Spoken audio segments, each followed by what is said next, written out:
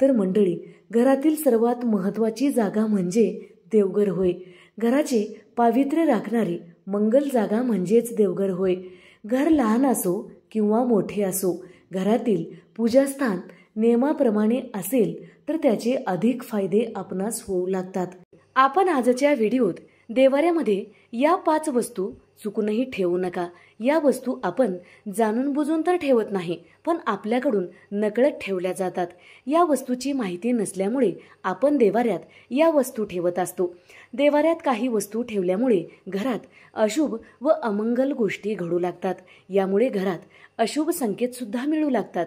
आपण खूप भक्तिभावाने पूजा करतो, देवांचा आशीर्वाद मिळावा म्हणून देवाची खूप श्रद्धेने पूजा करतो. पण देवाऱ्यात या वस्तू ठेवल्यामुळे कितीही पूजापाठ करूनही देवपूजेचे पूर्ण फळ आपणास मिळत नाही. तर त्या वस्तू कोणत्या आहेत याविषयीची माहिती आपण या व्हिडिओत पाहणार आहोत. व्हिडिओला सुरुवात करण्याआधी चॅनलला सबस्क्राईब करा, बाजूच्या घंटीला ऑल करा, त्यामुळेच मी टाकलेले प्रत्येक व्हिडिओ तुम्हाला पाहता येतील. पहिली वस्तू, आपण देवाच्या मूर्तीपासून सुरुवात करूया. तर मंडळी, काही जण देवाऱ्यामध्ये गणपतीच्या बऱ्याच मूर्ती ठेवतात, तर हे अशुभ मानले जाते. शास्त्रानुसार गणपतीच्या देवाऱ्यामध्ये 2 मूर्ती ठेवणे हे शुभ मानले जाते. यापेक्षा जास्त गणपतीची मूर्ती जर देवाऱ्यात असेल तर आपणास शुभ फळ मिळण्याऐवजी अशुभ फळ मिळू लागते. त्याचबरोबर देवाऱ्यामध्ये गणपतीची डाव्या सोंडेची मूर्ती बसलेली असावी.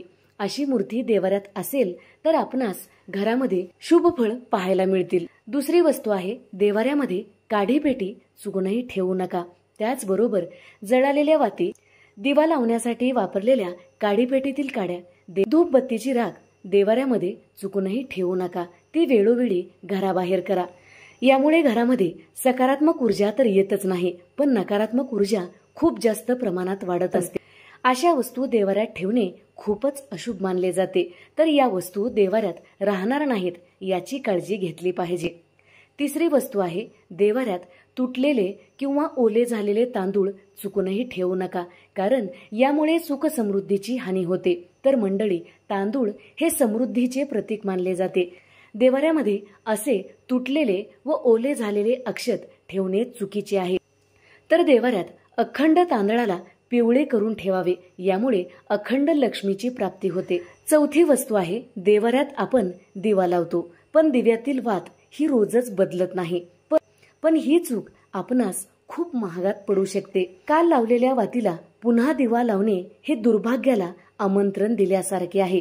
यामुळे दिव्यातील वात ही रोजच बदलावी व रोज सकाळी नवीन वात लावावी. यामुळे आपले भाग्य उजळत असते. आणि ही वात बदलल्यानंतर शिळी वात लगेच घराबाहेर करावे.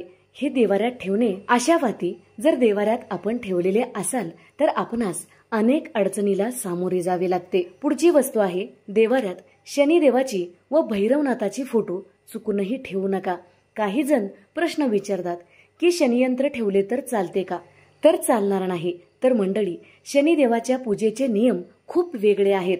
शनिदेवाची दृष्टी ही शापित आहे, त्यामुळे आपल्याला व आपल्या घरातील लोकांना शनीची कुदृष्टी पडत असते. त्यामुळे आपल्यावर व आपल्या घरातील लोकांवर शनीची कुदृष्टी पडत असते. ज्यांच्यावर शनीची कुदृष्टी आहे तर त्यांना खूप अडचणीला सामोरे जावे लागते. यासाठी देवाऱ्यात शनीची मूर्ती किंवा शनियंत्र चुकूनही ठेवू नका. पुढची वस्तू आहे, देवाऱ्यात देवी देवतांच्या खंडित मूर्ती किंवा फोटो, जास्त झालेल्या मूर्ती किंवा फोटो, फाटलेले धार्मिक पुस्तके, पोथी चुकूनही ठेवू नका. यामुळे देवाचा आशीर्वाद तर मिळणारच नाही, पण देवाचा कोप नक्की होणार. त्याचबरोबर देवाऱ्याच्या खाली जास्त पसारा ठेवू नये. देवाऱ्यात प्लास्टिकच्या वस्तू सुद्धा चुकूनही ठेवू नका.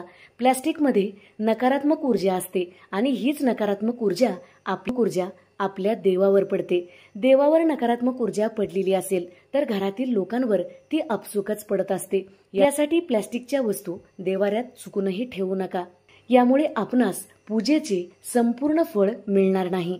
तर मंडळी, देवाऱ्याच्या खाली देवपूजेचे पाणी चुकूनही ठेवू नका. तर देवाचे पाणी ईशान्य दिशेला किंवा उत्तर दिशेला ठेवावे. त्याचबरोबर देवाऱ्याच्या वर चुकूनही कोणत्याही वस्तू ठेवू नका. त्या देवाच्या वस्तू असतील तरी सुद्धा देवाऱ्यावर देवांना कसलाही भार ठेवू नका. यामुळे नकारात्मक ऊर्जा वाढत असते. यासाठी देवाऱ्यावर कोणतीही वस्तू ठेवायची नाही. देवाऱ्याच्या वरचा भाग हा स्वच्छ व रिकामा ठेवा.